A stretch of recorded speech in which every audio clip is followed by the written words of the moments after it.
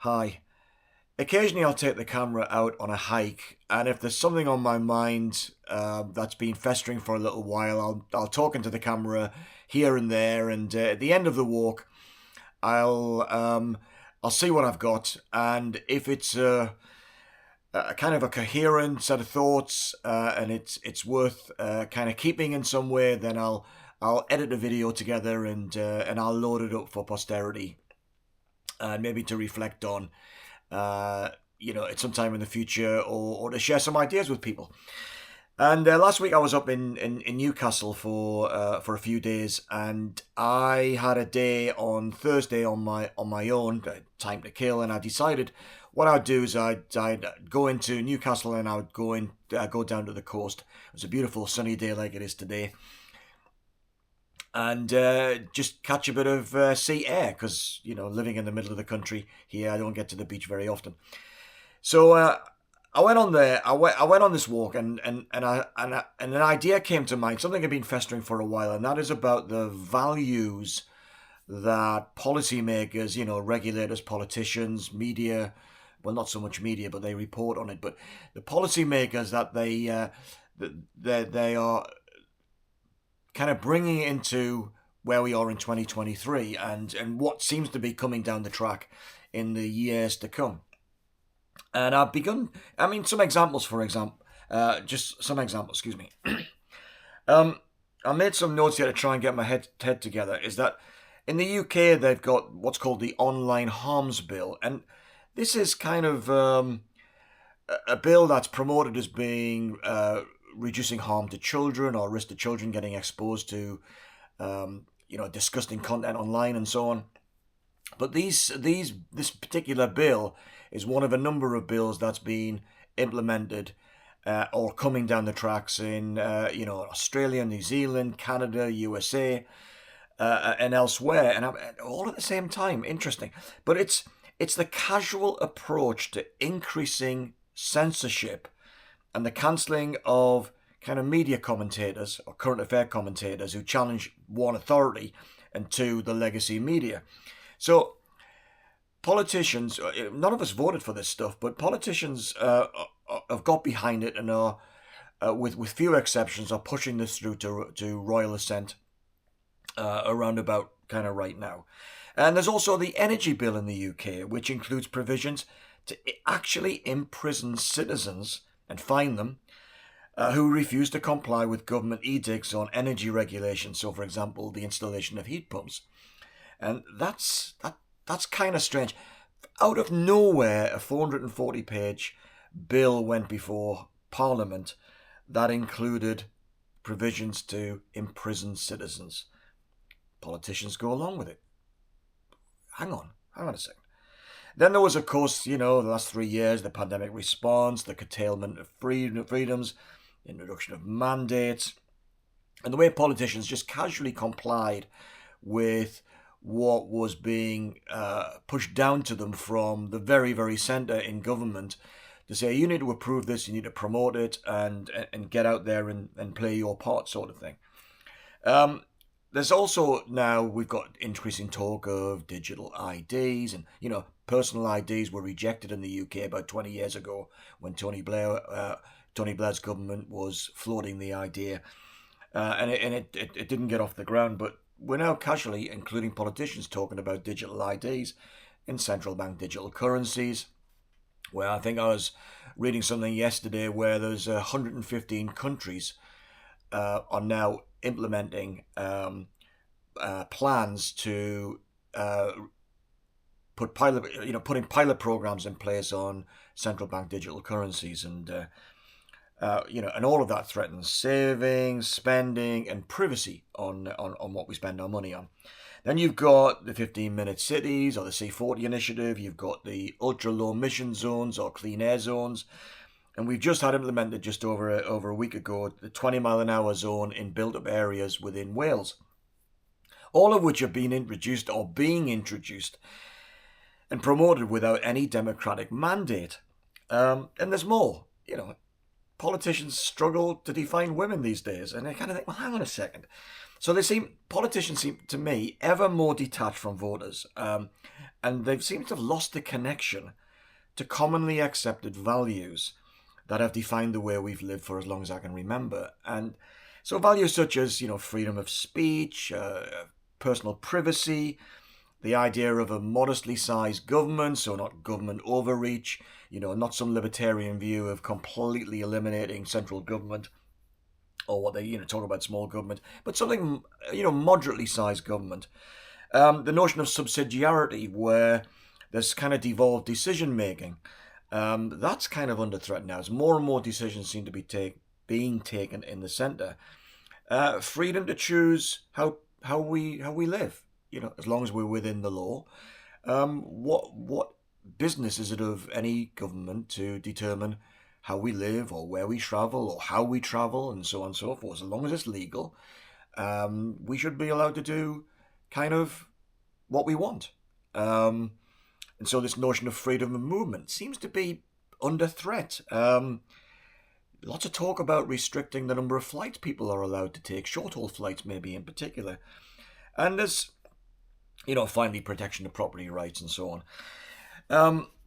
Again, wealth taxes and so on and so forth. So I went on this walk last week, and I started talking about some of the values that seem important to me, and what I'm looking for in politicians. And I think when I put the video together, that section of the video together, it wasn't comprehensive and it wasn't always clear. But there's enough in there that I thought, well, I'm going to put it up there for posterity, and if anybody else is interested. So as I say, it's not one of my music videos, or it's not me just riding a bike. There's a bit of scenery of the coast in the northeast of England, if anyone's interested, but it's mostly me talking about these sort of things. So if that's of interest, go ahead and watch it. If not, well, just let it pass by and wait for the next one. Okay, see you later.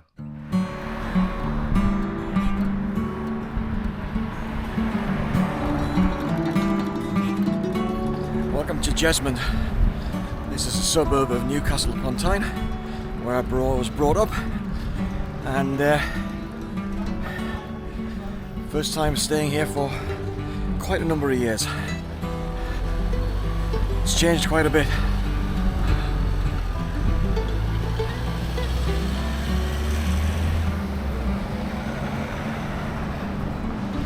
I used to live down that road not long before I left Newcastle to head south. This is Acorn Road. This is where the shops are.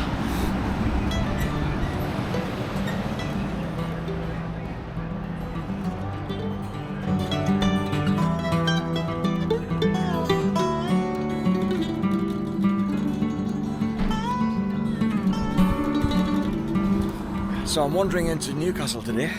Got a day on my own, playing golf, sadly. A bunch of mates later on for the weekend, in fact. So just today, a bit of me time.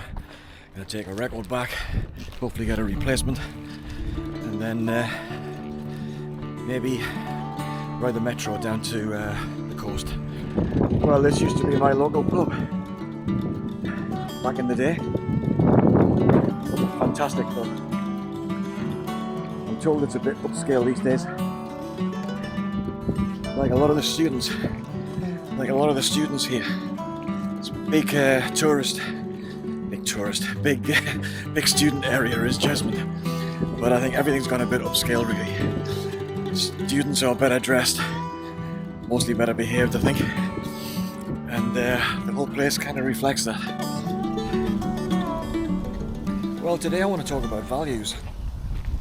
My own values perhaps, but also the values that I'm looking for in terms of policymakers and politicians. And this has been nagging away at me for quite a while. I've been trying to put together some thoughts about what are the things that really matter to me, and why do I feel myself and my fellow citizens have been somewhat violated by the people who are currently in charge. I was one of the lucky ones, really. I owe my current position in life to a lot of luck. I was pretty poor at school, got easily distracted, left school with few qualifications, and possibly the most lucky event of my life is that I ended up with a job in an office, surrounded by people, or soon to be surrounded by people who valued education. And something flipped in me into this notion of self-improvement.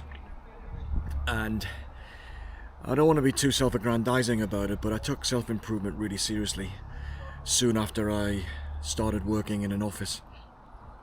And I started to put right some of the academic wrongs by going to night school.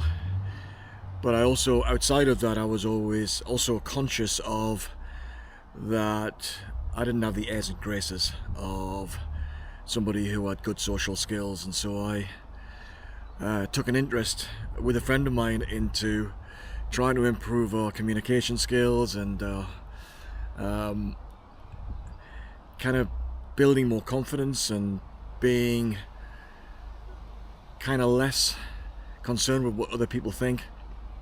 All the basic stuff, really.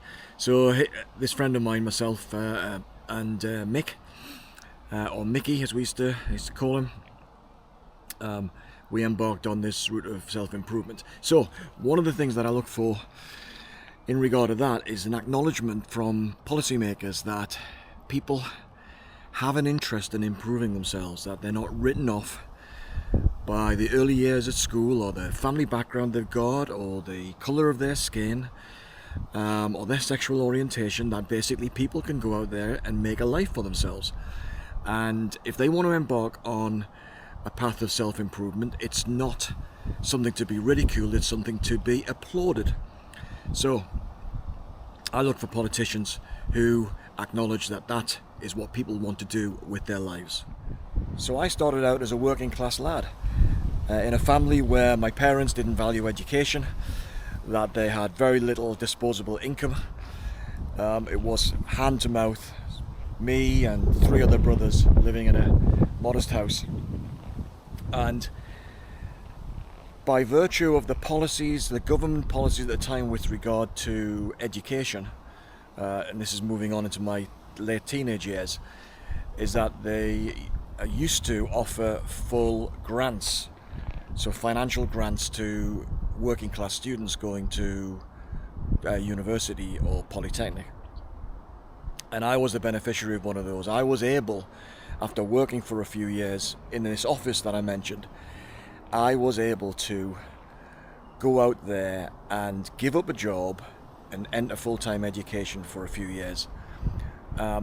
That's not available anymore, and that was one of the big routes to social mobility back in the day.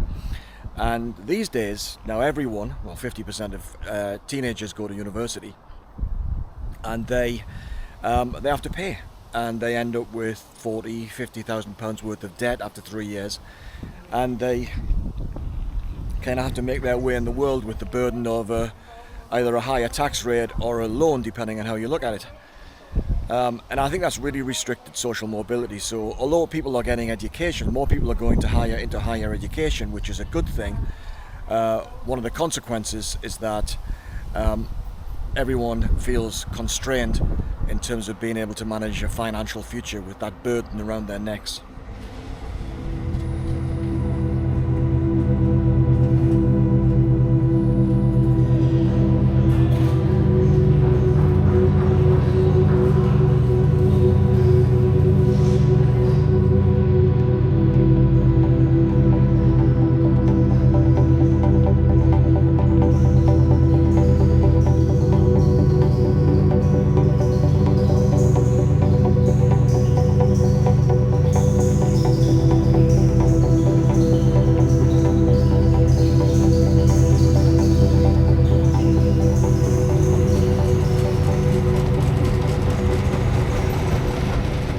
Someone who's got a grip on their self-improvement and the conditions are right for social mobility have the right to consider the environment to be one where self-determination, the ability of someone to manage and create a life that they wish and create the outcomes and pursue the outcomes that they desire, are paramount, is paramount. So when I look at politicians, I look for politicians who are appreciative and encourage people to take responsibility for themselves and for their families and their community, and to make the world a better place, and to get out of the way. I don't want politicians interfering with the decisions that people make that are well informed, that people who do their homework feel well informed enough to make their own decisions, to determine the direction of their own lives.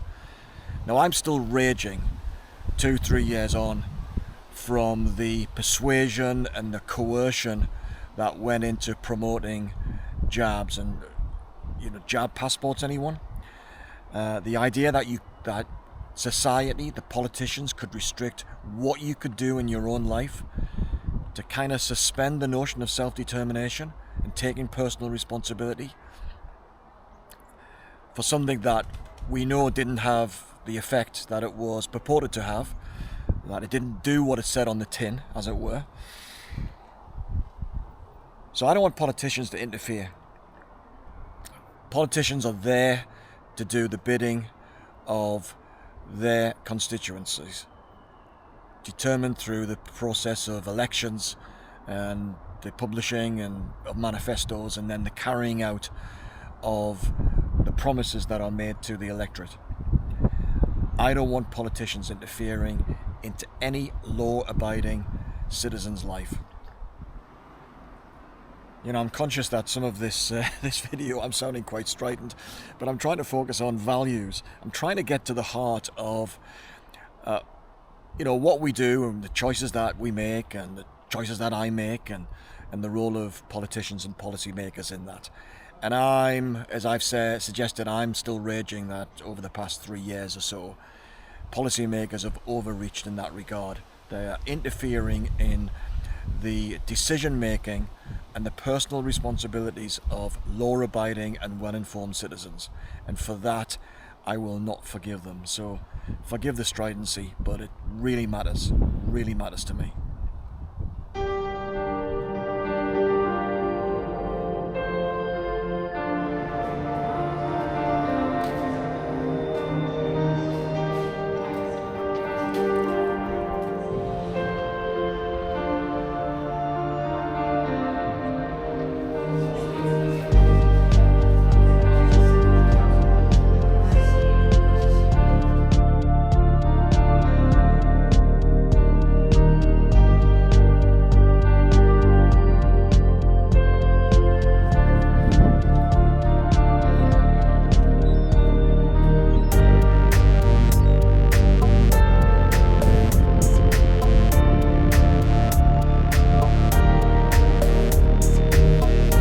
So like I said, I decided to come down to the coast, and here we are in Tynemouth, the mouth of the Tyne.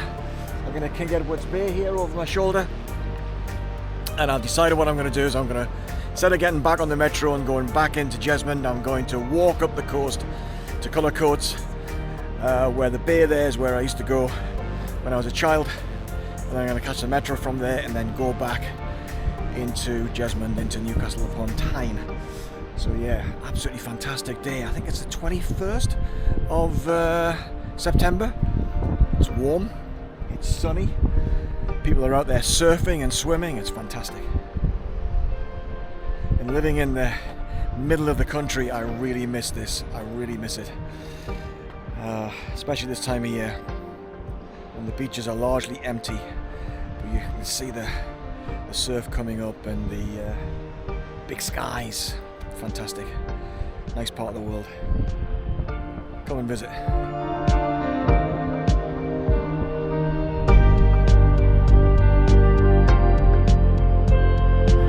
Here's a value that's important for politicians. Why don't you commit to keeping your damn promises? We've got crazy stuff going on in the UK right now, where you have the ultra low emission zone being extended to the M25 around London, basically fleecing the public for £12.50 a day if they've got an older vehicle. And then you've got in Wales, you've got this crazy First Minister of Wales who showed his colours during the pandemic.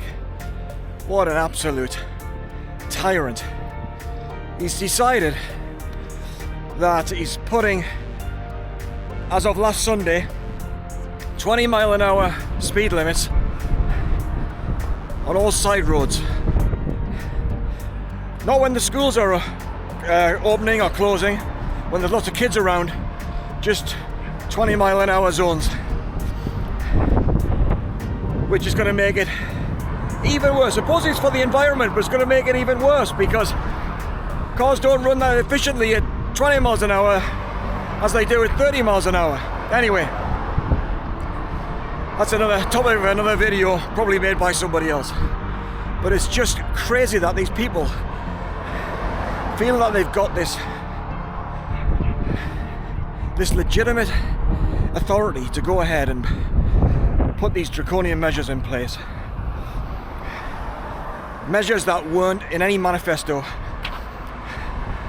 and are not approved by the public, and where the public is so-called be able to go through a formal consultation or participate in a formal consultation process, their opinions are ignored. So yeah, keep your damn promises, politicians. That's a value that's worth having.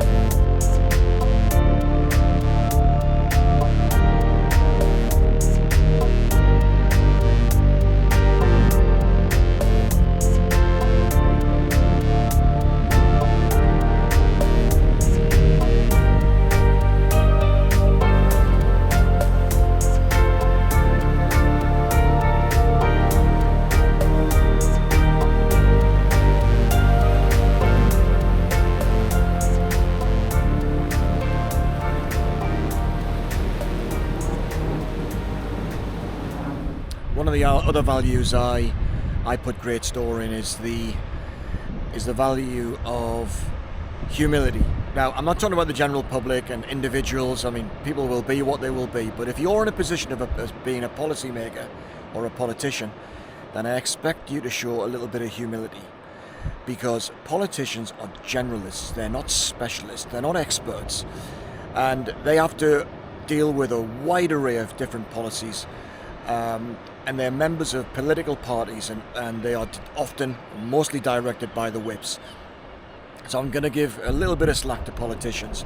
But what I don't want to see from my politicians is them being certain, that certitude when the situation doesn't warrant it. And we've seen that so many times over things in recent years around things like climate, around wars, around pandemics, where you've had politicians and other policymakers speak with so much certitude, so sure of themselves, and yet when the evidence then comes along, which confounds what they've been proposing to the general public, a largely unsuspecting general public, they simply go quiet. They have no explanation for it, and they just try and move the debate on.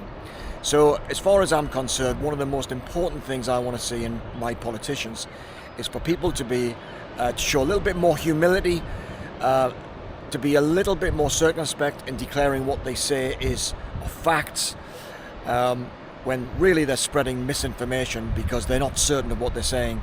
So as far as I'm concerned, if you can show a little bit of humility as a policymaker, that's all good as far as I'm concerned. Now I don't know whether this little bit of a rant today, as I'm here down in Tynemouth, has any value to anybody else. Sure, it gets something off my chest, and that's good. But if it helps anybody else, fantastic. If this ends up on YouTube, which I'm not sure it will, but if it does, and you got this far, well, thanks very much. All I can hope for is that people take a little bit of comfort knowing that there are other people out there who are a lot skeptical and questioning of the values of people who are making decisions on our behalf, so-called on our behalf. So if it helps people to feel a little bit more comfort, and then to feel encouraged to do a little bit more thinking for themselves and read some more when it comes to the big issues in life, then that's all to the good. So as I say, if you've got this far, fantastic. I'll see you on the next video. Bye for now.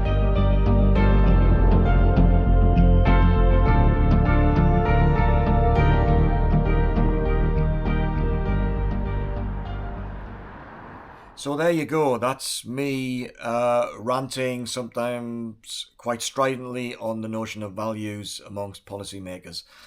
And as I say, some of the images from the northeast of England in the autumn of 2023. So kind of in summary, I've seen policymakers become ever more detached from voters. They seem not to care about whether they've got a democratic mandate to implement policies such as the 20-mile-an-hour zone, as I mentioned earlier. But also the pace of change. I mean, change is happening very, very quickly, of course, and we're all having to deal with it. And I'm not a Luddite, but I'm very interested in, and I think someone's described it. I think there's a phrase for it, it's A/B testing. I like the idea of policies being tested, piloted, of course, and then if it works, proceed further, a step further. If it's not, then just pause, consider what we've learned, and then maybe go off in a slightly different direction. So I want the pace of change to be well managed so that we don't end up in a situation of too much change and a somewhat chaotic scenario or environment for us all. I don't know what to do to slow things down other than just ask questions myself, of myself, how I'm reacting. Am I overreacting? Maybe sharing some ideas here and there, push back against politicians. And it's for all of us, because those of us who've got children are very conscious of what sort of world the next generation is going to be living in, and whether they're going to be able to do what we were able to do, or whether there's going to be significant restriction on their lives. That's a great concern to me, because I've got one of my daughters in particular has that wanderlust, and I want it to live, and my family to live the most creatively exciting and fulfilling lives that they possibly can. And the idea that government or non-government organizations could be pressing down on that freedom is something of significant concern to me. So, part of this is asking questions always. Why are we doing it that way? There are contradictions between the values that we've accepted over the years and the policies that you're now promoting. And, for me, I'm struggling to think that I'm going to vote for any politician of any major party, because to me what's important now is not the policymakers or the politicians who suggest that they've got the answers. I'm going to vote for people who ask the toughest questions. So on that basis, I'm just going to leave it there for the time being, and I'll see you on the next video. Bye for now.